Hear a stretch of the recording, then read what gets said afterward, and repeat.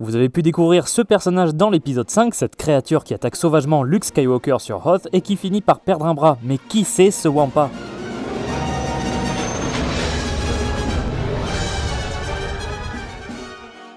Tout commence donc avec ce moment de l'Empire contre-attaque durant lequel Luke, ado de Tauntaun, se fait sauvagement attaquer par un Wampa. Luke se réveille ensuite dans une caverne et doit se servir de son sabre laser pour se libérer. Avec son sabre, Luke va donc trancher le bras droit du Wampa avant de s'échapper. D'ailleurs, selon la version du film, on voit plus ou moins le Wampa. En effet, dans la version cinéma de 1980, on voit assez peu le Wampa avec simplement la créature qui avance puis qui fonce sur Luke avec 2 plans, puis enfin le bras qui tombe au sol. Dans la version de l'édition spéciale de 1997, on voit le Wampa qui mange, il réagit ensuite à Luke qui est en train de s'échapper et enfin il l'attaque. En plus, on a après que Luke lui coupe le bras un plan rapide sur la réaction du Wampa. Voyons donc l'histoire de ce Wampa tel que nous le présente l'univers légende, puis l'univers canon.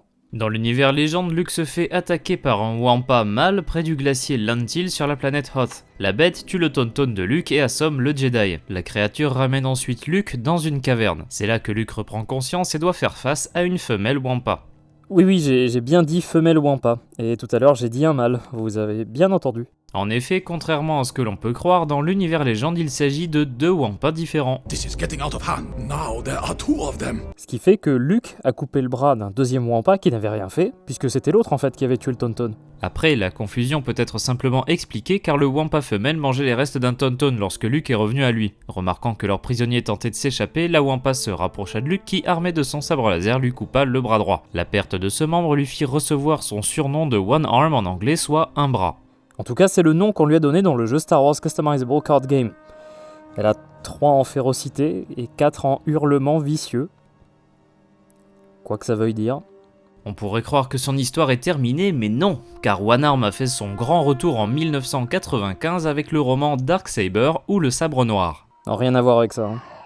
Le roman Le Sabre Noir donc, écrit par Kevin J. Anderson. Dans ce roman, on découvre que cette Wampa était devenue le leader d'un groupe de Wampa qui avait d'ailleurs réussi à s'infiltrer dans la base Echo. 12 ans après Yavin, Luke Skywalker est revenu sur Hoth accompagné par Callista Ming. La Wampa avait reconnu l'homme qui l'avait privé de son bras 9 ans plus tôt, et l'attaqua. Au terme d'un combat, Luke finit par la tuer. D'ailleurs, le Wampa mâle n'est jamais revu après son attaque de Luke au début du film L'Empire contre-attaque, ce qui fait que ce Wampa est un des rares adversaires qui ont vaincu Luke sans que ce dernier n'ait droit à sa revanche. Voyons voir maintenant quelle est l'histoire de ce Wampa dans l'univers canon. Suite à la scène de l'Empire contre-attaque et la perte de son bras, nous savons grâce au recueil From a Certain Point of View Empire Strikes Back qu'après ces événements, le Wampa réussit à reprendre des forces pour enfin réussir à quitter sa caverne. D'ailleurs, contrairement à l'univers légende, le Wampa qui attaque Luke et celui qui est affronté par le Jedi dans la caverne sont le même dans l'univers canon. Il nous est d'ailleurs précisé qu'il s'agit d'un Wampa mâle. Petite anecdote, cette scène n'est pas très appréciée de Mark Hamill. En effet, lors du tournage, Hamill pensait que Luke avait utilisé son sabre laser pour effrayer le Wampa. Il fut effaré de découvrir que dans le film final, Luke avait meurtri ce pauvre Wampa, Hamill pensant que Luke ne pouvait pas faire une chose si cruelle.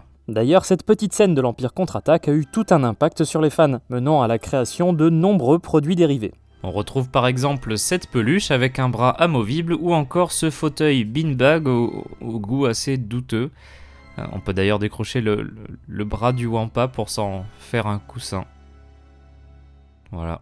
Il y a aussi cette peluche trop mignonne.